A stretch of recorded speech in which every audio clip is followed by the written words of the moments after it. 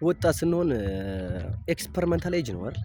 ሁሉን ነገር ሞክረን የምንረዳበት የምንገነዘብበት ስኬትም ከሆነ በዛው የምንጓዝበት ነው። ግን ምንም ነገር ሳንሞክር የሆነ ቦታ ተጣብቀን የሆነ ሰው ጋር ተጣብቀን በቃ ጊዜያችንን ዝም ብለን ድድኬት የምናደርገው በቃ የመጨረሻ ህይወታችን እስትንፋስ እስከሚመስለን ድረስ የሆነ ሰው ጋር በቃ ወይ ደግሞ የሆነ ስራ ላይ ዝም ብለን የምንጃጃል ሰዎች በቃ ወይ ህይወታችንን አልቀየረውም ወይ አላጠፋንም ዝም ብለን በከንቱ የምንደክም ሰዎች አለን።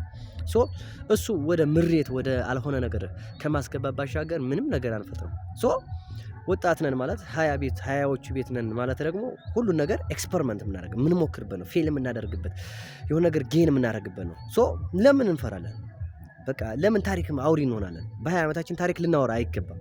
በ20 ዓመታችን ስራ ልንሰራ ፌል ልናደርግ ወደ ስኬት ልንጓዝ ነው የሚገባው እንጂ ዝም ብለን ስለሆነ ነገር እኛ እንደዚህ ሆነን እንደዚህ ተፈጥሮብን እንደዚህ ሆነን በቃ እንደዚህ ወድቄ ምናምን ፈጥሬ ምናምን ማለት አይጠበቅብን።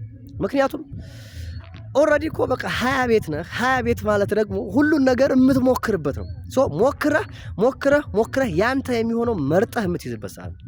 ሶ ለምንድን ነው ታሪክ ለማውራት የምንቸኩለው? አንድ የ50 ሰው የ60 ዓመት ሰው ታሪክ በማያወራበት ሰዓት አንተ ታሪክ የምታወራው ምን ቤት ነህ አንተ?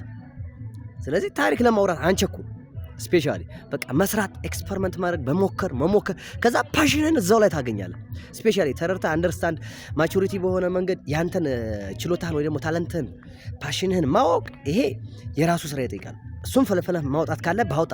ሶ ካልሆነ ግን ሞክር ዝም ብለህ የሆነች ነገር ጋር የሆነች ሰው ጋር ተጣብቀህ አንዲት ነገር ዝም ብለህ እየሞከርክ ወይ ህይወትህን አልቀየርክም ከፋሚሊ ብር እየተቀበልክ ዝም ብለህ የምታለቅስ ከሆነ ግን እሱ ይሄ ህይወትህን እየተቀለድክበት ነው የምትኖረው። ታሪክ ዝም ብለህ እንዳወራህ ትኖራለህ የሰዎችን ታሪክ ማለት ነው።